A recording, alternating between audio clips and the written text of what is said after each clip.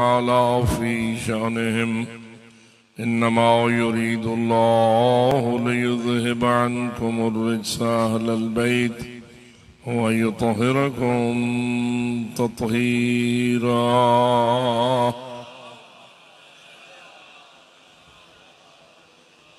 व रहमतुल्लाहि अला अहबाबिहिम व अस्हाबिहिम व शियअतिहिम व मवालीहिम अजमईन व लअनतुल्लाहि अला अअदाइहिम मलऊनीन मिन यौम ज़ुल्मिहिम इला अबदिल आबिदीन। अम्मा बअदु फ़क़ाल अल्लाहु तबारक व तआला फ़ी किताबिहिल मुबीन व खिताबिहिल मतीन। बिस्मिल्लाहिर रहमानिर रहीम।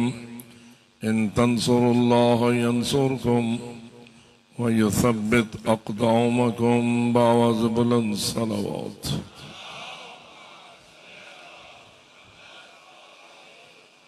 नारे तकबीर, नारे रिसालत, नारे हैदरी, नारे सलावत।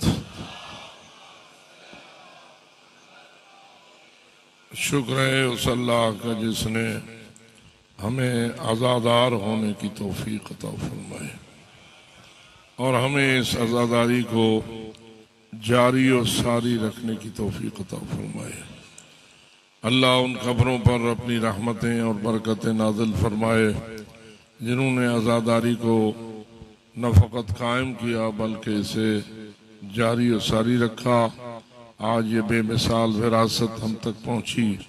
अल्लाह उन बुजुर्गान को खुसूसी रहमतें नसीब फरमाए, जन्नत के बुलंद दरजात अता फरमाए और उनकी इस विरासत पर फ़ख्र करने और इस विरासत को बरकरार रखने की हम सबको तौफीक अता फरमाए।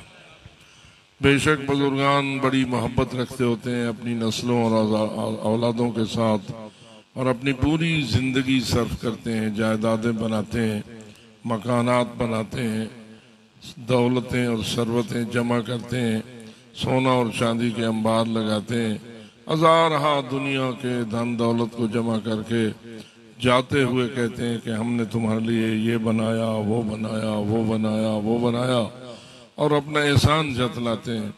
लेकिन मैं आपसे पूछता हूँ, आया ज़मीन और जायदाद और मालो ज़र के ढेर छोड़कर जाना ये ज़्यादा काबिल फ़ख्र है या आज़ादारी मज़लूम की विरासत छोड़कर जाना ये ज़्यादा काबिल फ़ख्र? जी, आज़ादारी बड़ी दौलत है या जायदाद बड़ी दौलत है?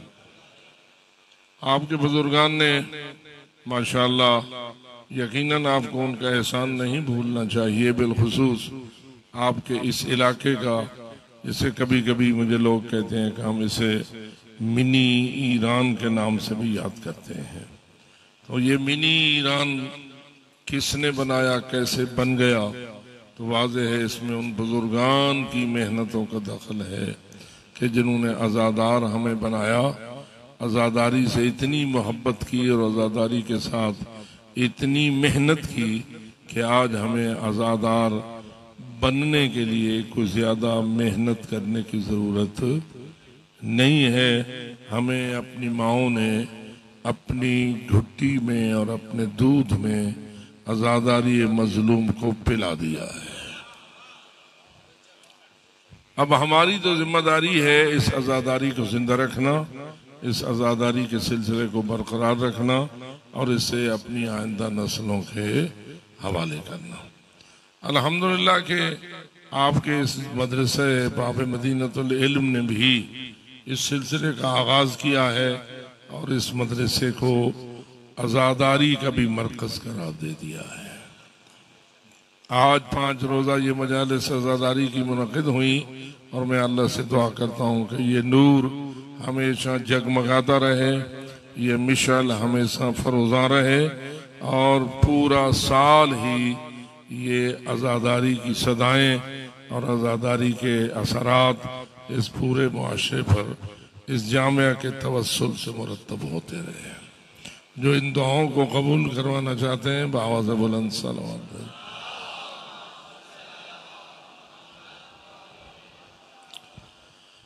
अल्लाह ने अपने कुरान में ये इरशाद फरमाया और आपको खिताब किया, इन तंसुरुल्लाह यंसुरकुम व युसब्बित अक़दामकुम, अगर तुम अल्लाह की मदद करोगे तो अल्लाह तुम्हारी मदद करेगा।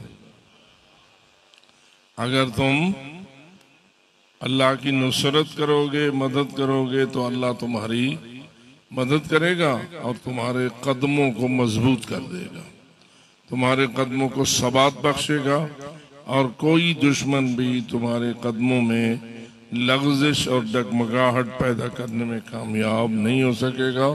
तुम्हारे कदम इस तरह मजबूत हो जाएंगे जैसे पहाड़ अपनी जमीन में गड़ा हुआ होता है। लेकिन शर्त एक है, अल्लाह की नुसरत भी मशरूत है और उसका साबित कदम बनाना भी मशरूत है, और वो शर्त है कि पहले तुम अल्लाह की मदद करो।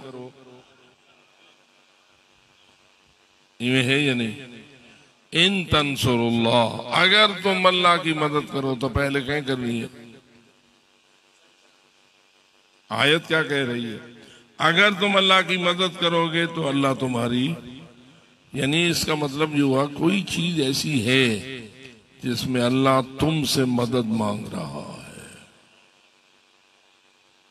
अब जरा गौर करो, या अली मदद कहना एक पहलू है, अली का आपसे अपनी मदद मांगना ये दूसरा पहलू है। आप दूसरे पहलू पे बड़े परेशान होंगे। परेशान होने की जरूरत नहीं है, हमारा ईमान है। क्या मैदान करबला में इमाम हुसैन जो अपने जमाने का अली था, उसने हल मिन नासिरिन यंसुरुना नहीं फरमाया? ये सही है या गलत बात है?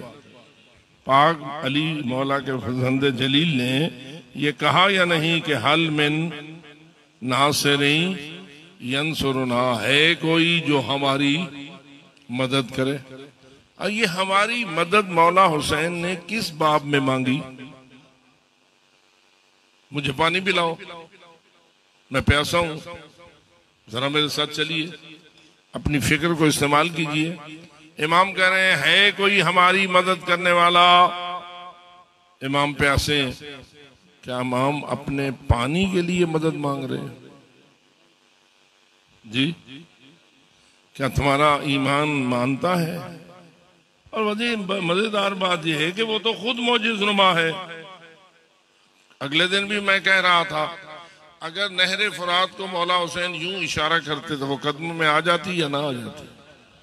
अगर एक बादल को इशारा करते तो वो बरस कर खैमे के तमाम प्यासे बच्चों और मर्दों और जवानों को सैराब कर देता या नक्सराब कर देता?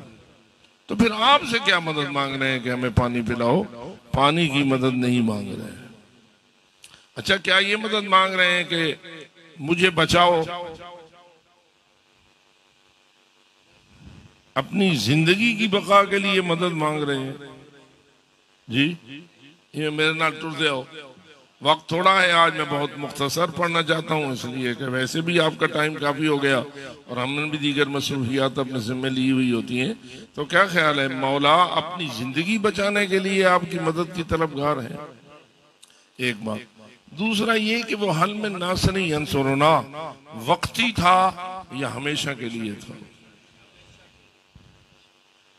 अगर हमेशा के लिए था तो इसका मतलब ये है आज भी करबला से आवाज आ रही है, आज भी करबला से ये आवाज आ रही है। अगरचे के 61 हिजरी और सन 1443 हिजरी में सैकड़ों बल्कि 1000 साल से भी ज्यादा का फासला है, लेकिन फिर भी क्या आपका ये ईमान इजाजत देता है कि आप कहें आज भी मेरा मौला हल मिन नासिरिन यंसुरुना की फरियाद बुलंद कर रहा है? किससे मदद मांग रहा है? दुश्मनों से या अपने गुलामों से? आजादारों से या गैरों से? जितने आजादार बैठे हैं आवाज़ बुलंद सलावत बोले।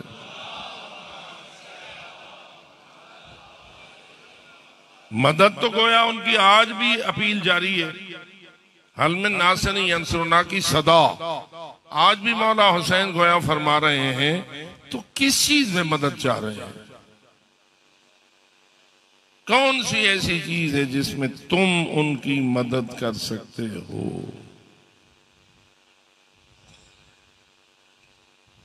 और ये तो अल्लाह की आयत है कि इन तंसुरुल्लाह यंसुरकुम, अगर तुम अल्लाह की मदद करोगे तो अल्लाह तुम्हारी मदद करेगा। ये किसकी आयत है? अल्लाह का फरमान है, अगर तुम अल्लाह की मदद करोगे। ये बार क्यों ये बंदे हो कि अल्लाह तुमसे मदद मांगता है? आयत सच्ची है या बनावटी है? सच्ची है तो फिर हमें फैसला करना पड़ेगा कि वो जो अला कुल्ले शैन कदीर है, जो किसी का मोहताज नहीं, किसी के सामने आजिज नहीं, कोई चीज उसकी कुदरत से बाहर नहीं है, तो वो किस चीज की मदद हमसे मांग रहा है? तो कोई सिस्टम ऐसा सोचिए जिसमें अल्लाह कहता है मैं सब कुछ कर सकता हूं, लेकिन मैं नहीं करता, मैं तुम्हारी मदद से करना चाहता हूं।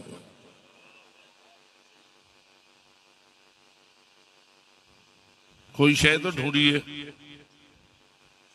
तो जवाब ही आएगा कि अल्लाह फरमाता है तुम मेरे दीन की मदद करो, मैं तुम्हारी मदद करूंगा।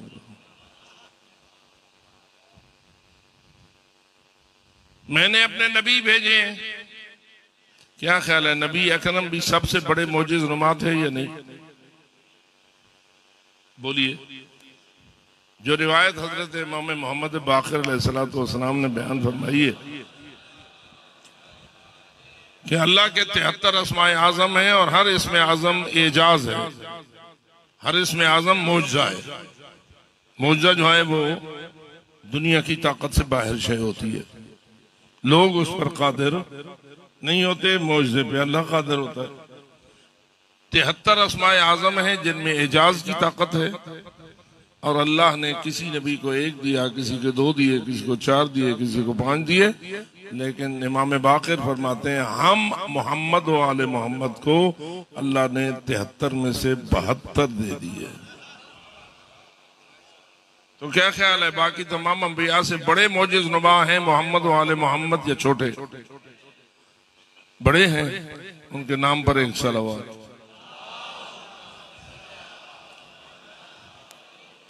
जितनी जंगे रसूल अकरम पर दुश्मनों ने मुसल्लत की, वो रसूल अकरम अकेले लड़ते रहे या साथ मुजाहिद भी थे? जी, मुजाहिद शहीद भी हुए। सबसे बड़ी शहीद होने वाली हस्ती हजरत हमजा, सैयदुल शुहदा का लक़ब भी रसूल अकरम ने उन्हें दिया। या रसूल अल्लाह, क्या जरूरी था कि हमजा शहीद हो? क्या आप इतने बड़े मौजिज़ नुमा नहीं थे कि जंगे ओहद में हमजा की शहादत के बगैर दुश्मन शिकस्त खा जाता, और नतीजा यह न निकलता कि हजरत हमजा का जिगर चबाया जाता? आपके इल्म में है ना, सीना चाक किया गया, जिगर अंदर से निकाला गया। उस बदबख्त खातून ने हजरत हमजा का जिगर अपने मुंह में डाला, अपने कीने और बोझ की बुनियाद पर उसने चाहा कि इस जिगर को चबा डालो। वो तो अल्लाह था जिसने उस जिगर को पत्थर की तरह सख्त कर दिया। और ये भी रिवायत में कहते हमजा का मुसला किया गया, यानी उनका नाक काटा गया, उनके कान काटे गए, उनके हाथ काटे गए, उनके पांव की उंगलियां काटी गईं, और उस बदबख्त खातून ने इन तमाम आज़ा का हार बनाया और अपने गले में डाला। ये तारीखी हक़ाइक़ है। क्या ख्याल है, तेरा पाक रसूल इन तमाम मसाइब से बच के जंग फतह कर सकता था या नहीं? इसमें शक नहीं है कि जंग का फातेह अली हैदर कर्रार था। और ये जो ला फतह इल्ला अली ला सैफ इल्ला जुल्फकार वाली, ये नाज़िली जंग ओहद में हुई थी, और वो तलवार भी जंग उहद में आई थी जिसमें कि हजरत अमीरुल मोमिनीन को जुल्फकार वाला कहा गया। तो क्या अली की जुल्फकार बगैर हजरत हमजा की शहादत के कामयाब हो सकती थी या नहीं? बैठे हो, अपना ईमान बताओ, हो सकती? फिर क्यों हजरत हमजा शहीद हुआ? तो जवाब क्या है? तेरे खालिक की हिकमत इसमें है, कुछ तुम करो कुछ मैं करूंगा। बल्कि इब्तिदा तुम करो, इंतहा मैं करूंगा। पहली नुसरत तुम्हारी होगी, फिर नुसरत मेरी होगी। इसी तरह आ जाइए करबला में, क्या यजीद की शिकस्त और दीन की अजमत की बका अली अकबर की शहादत के बगैर नहीं हो सकती थी? अब्बास के बाजू कलम हुए बगैर नहीं हो सकती थी? ज़ैनब कुबरा की चादर उजड़े बगैर नहीं हो सकती थी? सकीना बीबी के तमाचे खाए बगैर नहीं हो सकती थी? गली गली फिराई गई, दरबारों में लाई गई। इब्ने ज़ियाद और यजीद जैसे दुनिया के कमीनों ने रसूल की बेटियों का तमाशा देखा। फकत खुद नहीं देखा, पूरे मुल्क, पूरे दुनिया को तमाशा दिखाया।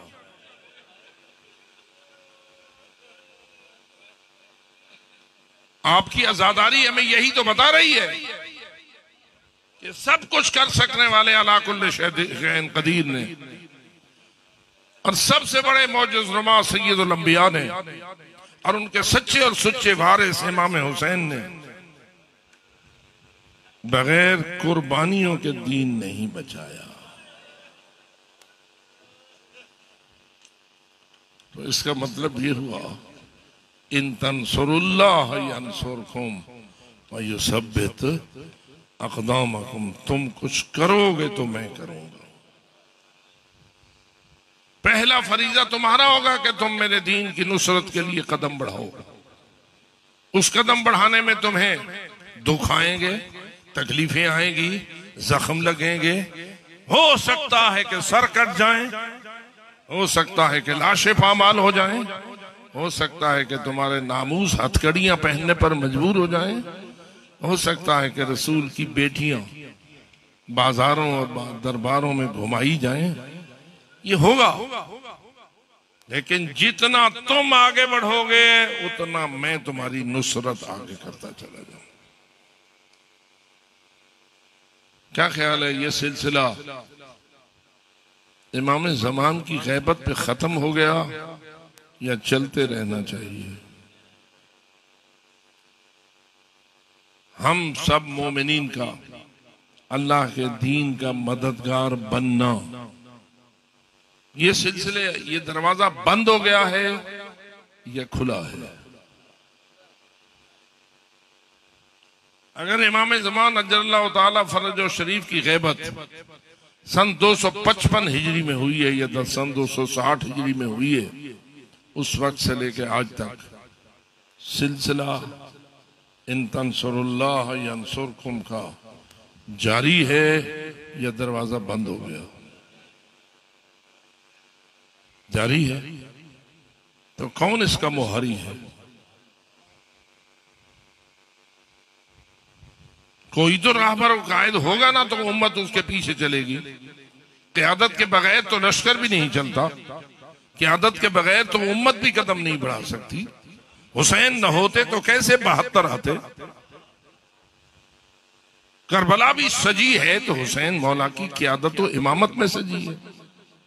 तो कोई रहबर कायद होना चाहिए ना जिसके पीछे उम्मत लगे और इन तंसुरुल्लाह वाला फरीजा अंजाम पाए। तो बताइए, गैबत के बाद ये जिम्मेदारी अल्लाह ने किन को दी?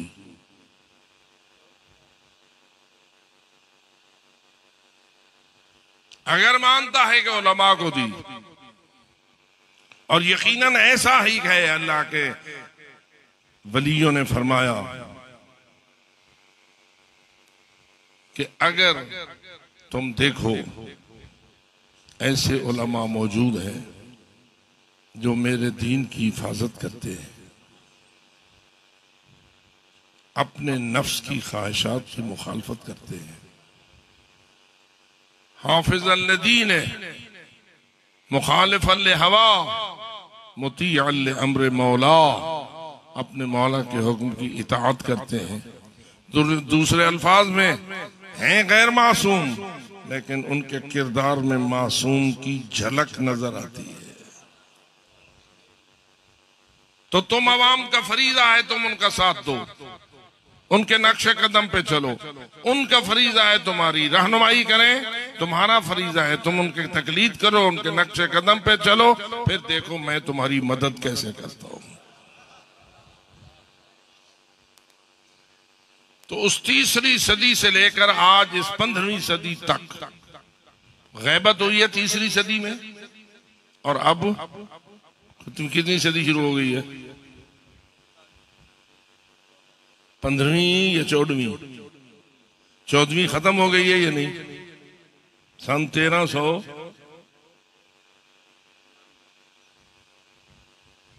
1443 यही सन है ना? तो 1400 साल पूरे हो गए, 43 साल और भी हो गए, 7 गुजरेंगे तो आधी सदी और भी गुजर जाएगी। ये सिस्टम चल रहा है, तो तवज्जो रहे। कुछ लोग वैसे ही बड़े हाँकते रहे, सही 14वीं तो बाद 15वीं लगनी ही नहीं। इसका मतलब यह था कि झूठ था, ये बनावटी बात थी, इसके अंदर कोई हकीकत मौजूद न थी। ये अल्लाह बेहतर जानता है कि उसने कब आखिरी फैसला करना है। इसलिए हमारा फरीजा ये है, वो जब भी हमारे मौला को भेजे, हमारी दुआ ये है कि जल्दी भेजे, हमारी इल्तिजा ये है कि वो जल्दी भेजे। लेकिन फैसला किसने करना है? अल्लाह ने। वो अगर हमारी जिंदगी में ना भेजे तो हम अल्लाह पे नाराज हो जाएंगे जी।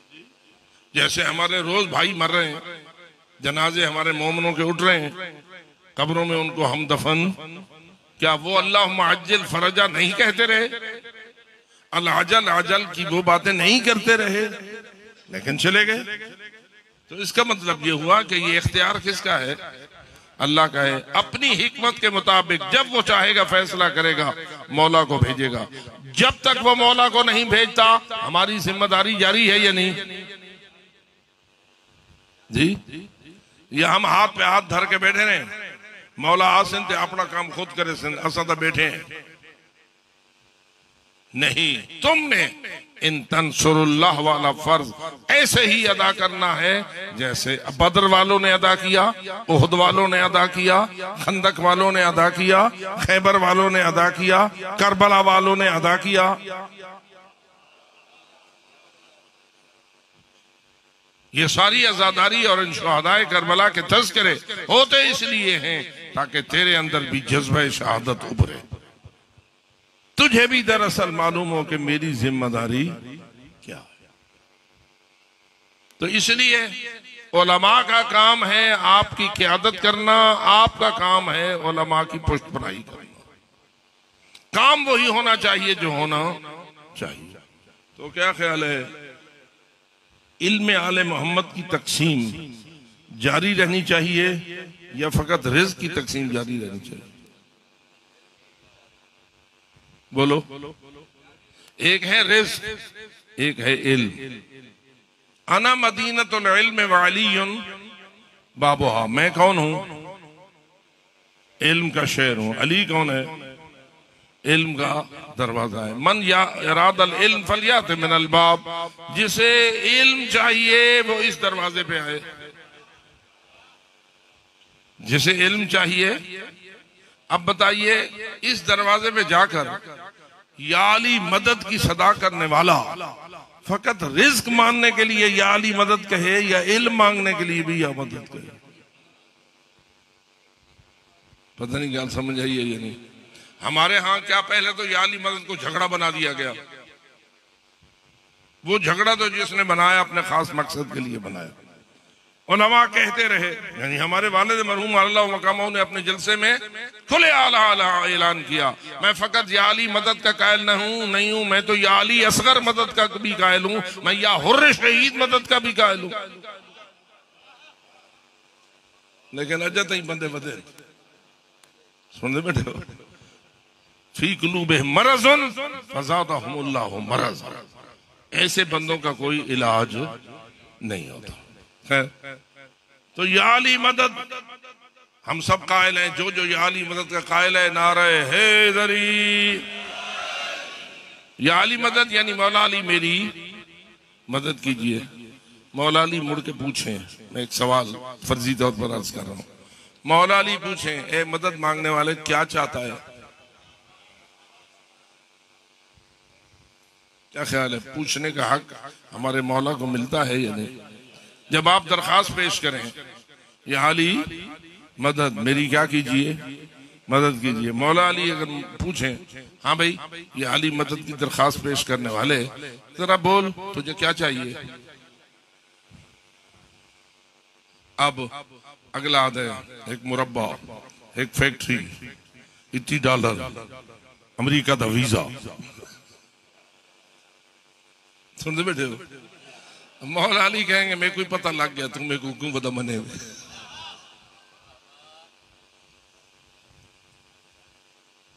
तो जो रही है मेरी बात की थी। और अगर ये अली मदद कहने वाला कहे मौला अली मैं आपके इल्म का गदागर हूं,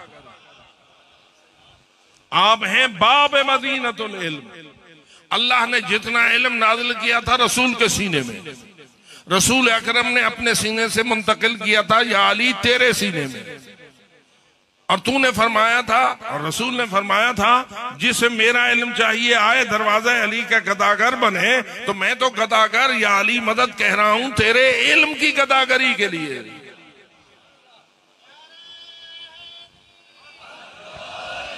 आप बताओ वो मुरब्बे मांगने वाला अफजल है या ये इल्म मांगने वाला अफजल?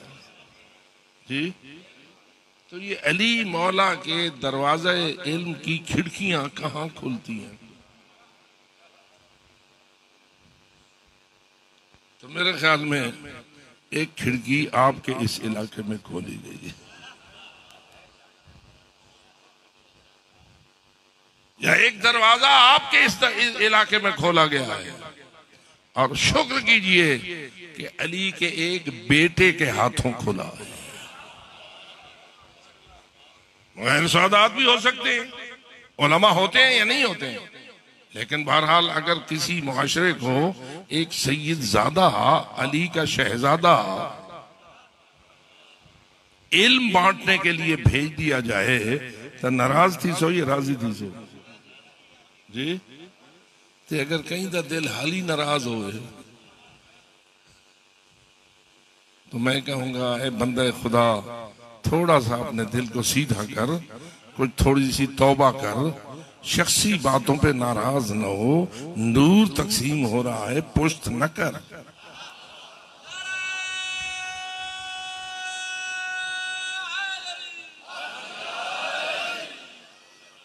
इसलिए मैं पूरे इलाके के अहले ईमान से अपील करता हूं कि जिम्मेदारी होती है उलमा की, वो अपना काम शुरू करें। तो अवाम की जिम्मेदारी है, मोमिनीन की जिम्मेदारी क्या होती है?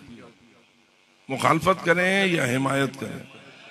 जी, तो जो हामी है नारे हैदरी, जो नारे तकबीर, अल्लाह नारे रिसालत या रसूल अल्लाह, नारे हैदरी या अली हुसैनियत जिंदाबाद, यजीदियत मुर्दाबाद, अहल बैत दुश्मनात लानत बेशुमार, बाबादे बुलंदतर सलवात।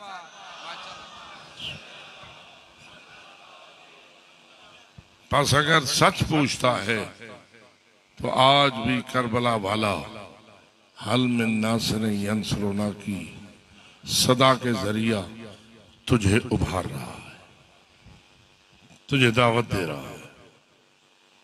ये ना समझिए कि मैं अरबों का मालिक होऊंगा तो मदद करूंगा ना, तू एक पैसा भी अगर मदद करेगा वो अमीरों के करोड़ों से भी भारी हो सकता है। मुझे याद है, रिवायात मैंने पढ़ी हैं, रसूल अकरम भी कभी कभी अपनी जंगों के हालात में या अपने इस किस्म के हालात में अपने सहाबा किराम से मदद मांगते थे। ऐलान किया, कोई जंग दरपेश थी मस्जिद नबी में, जो दे सकता है दे। ढेर लगने लगा, हजरत सलमान ने एक खजूर का दाना रखा, तो जो है एक खजूर का दाना उस ढेर पे आके रखा। कुछ लोग बैठे थे, मजाक करने लगे, इस्तेहजा करने लगे, एक खजूर एक पेंडी को डेमण दी है, सुनते पे हो? तो जो है लोगों का अपना अपना मिजाज होता है। अब वो हजरत सलमान का मजाक उड़ाने लगे, रसूल अकरम का चेहरा सुर्ख हो गया। फरमाया, इसका एक खजूर का दाना तुम सब पे भारी है। दलील दी मेरे रसूल ने, फरमाया तुमने गए और तुमने मदद के लिए अपने घर में देखा, कोई आधा घर लेके आया, कोई चौथाई घर लेके आया, कोई 8वां हिस्सा घर के माल का लेके आया, ज्यादा अपने घर छोड़ के आया, थोड़ा इस रास्ते में लाया। सलमान अपने घर गया, उसके था एक खजूर। उसकी जिंदगी का सरमाया कितना था? एक खजूर। उसने वही खजूर उठा के रख दी, उसने अपना कुल सरमाया दिया तो सता रख के आयो। अब पता चला कि कैसे तोला जाता है बारगाह इलाही में। बारगाह इलाही में अमल के मिकदार को नहीं देखा जाता, अमल की कैफियत को देखा जाता है। कल्ब सलमान तो ये चाहता था, जो कुछ मुझे अल्लाह ने दिया है मैं अल्लाह की राह में दे दूं। ये अलहदा बात है कि उसको अल्लाह ने दी एक खजूर सी। उसने अपना सारा जिंदगी का सरमाया इस राह में खर्च कर दिया। तो इसलिए माल कलील या कसीर ये कोई मेयार नहीं है, देखना ये है कि तेरे कल्ब की कैफियत क्या है, तेरे दिल की नीयत क्या है। इसलिए मैं उम्मीद करता हूं कोई गुर्बत और इमारत का फैसला नहीं है, किसी को ज्यादा दिया है किसी को थोड़ा दिया है, इससे मतलब नहीं है। मतलब यह है कि तू अपनी नीयत तो कर, अपने कल्ब को साफ तो कर, मिशन मोहम्मद वाले मोहम्मद पर खर्च करना सीख तो सही। और फिर देख, जितना तू देता जाएगा उससे ज्यादा तुझे वो देता जाएगा। अल्लाह कुरान में कहता है कि अगर तुम उसकी राह पे खर्च करोगे तो तुम्हारा ये खर्च का मसल हब्बतिन अंबतत सबअ सनाबिल फी कुल्ल सुंबुलतिन मिअतु हब्बा, एक ऐसा दाना जो जमीन में काश्त हो, उस पे पौधा लगे, पौधे पे 7 सीटियां लगे, हर सीटी में 100 दाने लगे।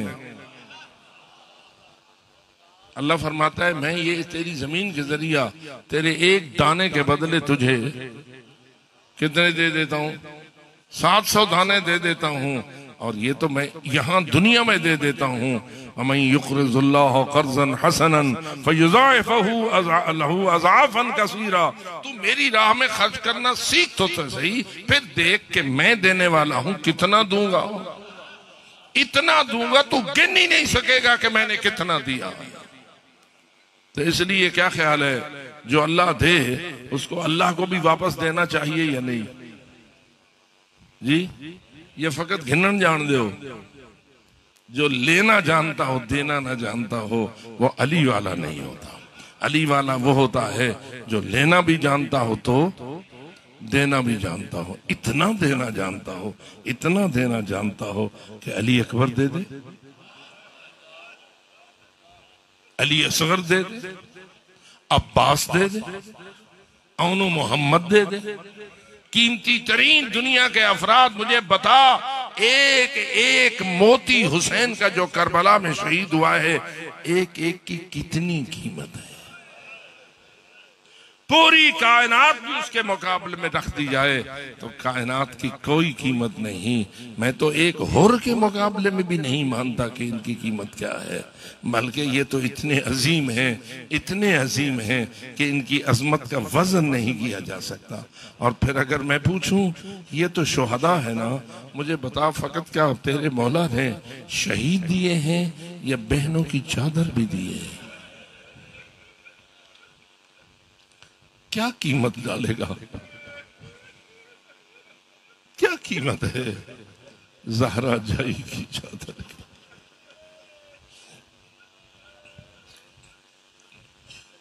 इसलिए मेरे अजीज मेहरबानों, अगर दीन इतना अजीम न होता तो कभी रसूल की बेटियां अपनी चादर कुर्बान।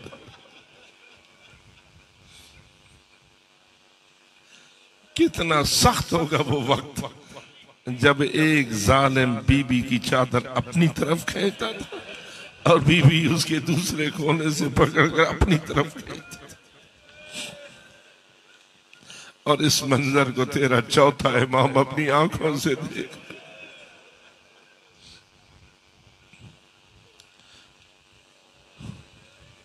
मैं अली हैदर करार के इस जुमले को जब पढ़ता हूं, अरा तो रासी नहबन वफिल आइन कदन वफिल हल्क शजन, मैं अपनी मीरास को अपनी आंखों से लुटता हुआ देख रहा था और मंजर ये था जैसे आंखों में कांटा चुभ गया हो या गले में लुकमा अटक गया हो।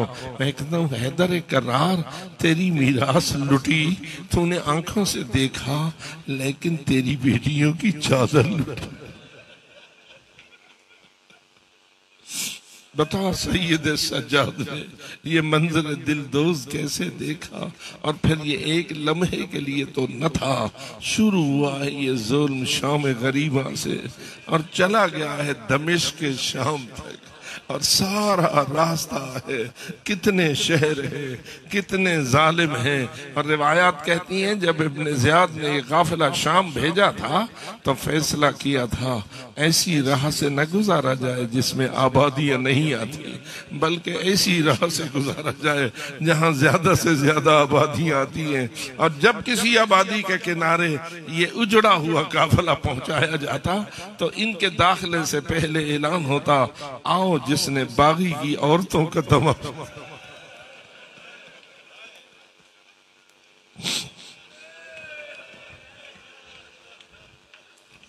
बड़ा सख्त है मेरे अजीजों, हम तो चूंकि मुसलसल पढ़ते हैं और सुनते रहते हैं इसलिए हमारे दिल भी सख्त हो जाते हैं, लेकिन सच और हक तो ये है। साहल इब्न साद रावी है, मैं गया था बैतुल मुकद्दस की रियायत के लिए, मुझे गुजरना था दमिश्क के शहर से। मैं जब अंदर दाखिल हुआ तो मैंने देखा अजीब माहौल है, खुशियां मनाई जा रही हैं, फाखरा लिबास पहने हुए हैं, सुरमे और काजल से सजाया हुआ है, रक्स सरूद की महफिलें कायम हैं, दफ बजाए जा रहे हैं, औरतें नाच रही हैं, गाने हो रहे हैं। मैं परेशान था, रसूल का सहाबी था, मैंने कहा है तो मुसलमानों का ये शहर, इनका क्या हाल है, इन्होंने क्या मंजर बना रखा है। कहता है मैं एक तरफ गया, एक बूढ़ा मोमिन बैठा हुआ था, मैंने उसको मुतवज्जे किया, कहा इस्लाम की तो दो ईदें हैं, एक ईद उल फित्र है, एक ईद उल ज़ुहा है, दोनों गुजर गई, ये तुम्हारे शहर में ये खुशियां काहे की मनाई जा रही है, ये इतने शादियाने और इतने मनाजिर क्यों हैं? इसने कहा मुसाफिर मालूम होते हो। कहा मैं मुसाफिर हूँ, मैं अल्लाह के रसूल का सहाबी हूँ, मैं आपके शहर से गुजर रहा था, मकसद बैतुल मक़दिस को जाना था। कहने लगा तो रसूल का सहाबी है तो सच्ची बात यह है हमारे अमीर को एक खारजी पे फतह हासिल हुई, एक बागी पे फतह हासिल हुई है। अब उन बागियों के कटे हुए सर लाए जा रहे हैं और इन बागियों की औरतों को गिरफ्तार करके इस शहर में लाया जा रहा है। और शहर में दाखिले से पहले हमारे बादशाह का हुक्म हुआ है, पहले खुशियां मनाओ, शहर सजाओ, पूरी तरह रक्स सरूद करो और फिर उनको दाखिल किया जाए। ये सारा मंजर इसलिए है। वो साहल इब्न साद पूछता है, वो तुम्हारे बादशाह का बागी कौन था?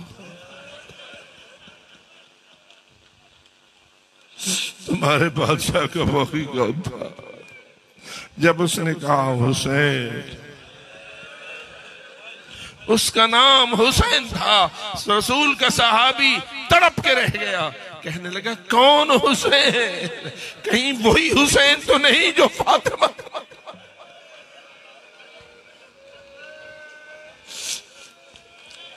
कहीं वही हुसैन तो नहीं जो ज़हरा का लाल है?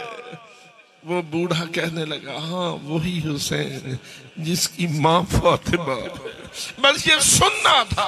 साहबी कहता हाय हुसैन ज़हरा का लाल है, उसकी औरत।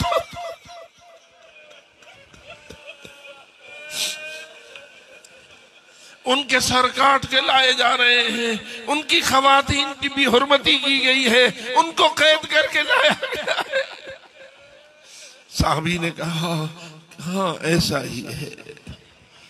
पूछता है वो काफिला किधर से आ रहा? बताया गया इला बाब साआत, वो दरवाजा है बाब साआत का, काफिला बाहर रुका हुआ है और ये अंदर खुशियां उसकी आमद के लिए मनाई जा रही है। वो साहबी सहल कहता है मैं आहिस्ता आहिस्ता चलता चलता लोगों के दरमियान में से गुजरता गुजरता बाबू साआत पे पहुंचा। बाबू साआत से बाहर जो मैं गया, जो मंजर मैंने देखा, मेरी आंखें न होती जो इस मंजर को देखती, क्योंकि मैंने देखा कुछ कटे हुए सर थे जो नौके सेना पे सवार थे और कुछ बीवियां थी जिनको ऊंटों पे लादा गया था, रस्सियों से बांधा गया था, उनके सरों पे पर्दे न थे। कहता है मैंने आंखों को नीचा कर दिया, नीचा किया। अब क्या किया मैंने? आहिस्ता आहिस्ता आंखें नीचे करके चलता चलता एक ऐसे ऊंट के करीब गया जिस पे एक छोटी बच्ची कैदी थी।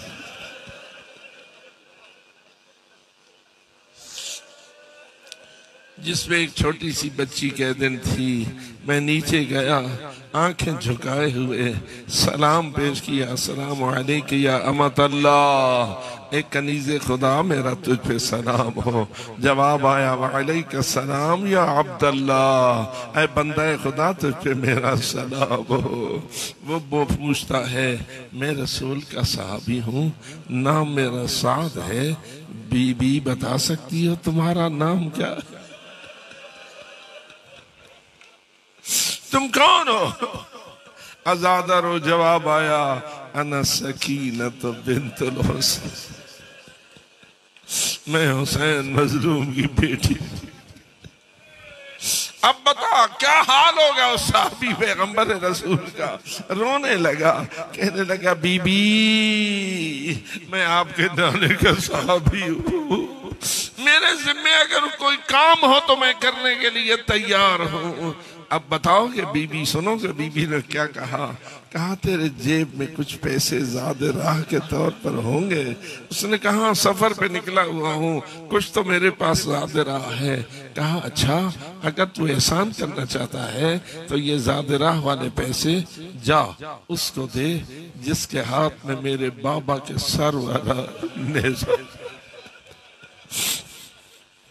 जिस नौ के सिना पे मेरे बाबा का कटा हुआ सर है, उसके पास चला जा, उसको कुछ ही रकम दे और रकम दे के उससे ये मुतालबा कर जरा इस सर को दूर ले जा।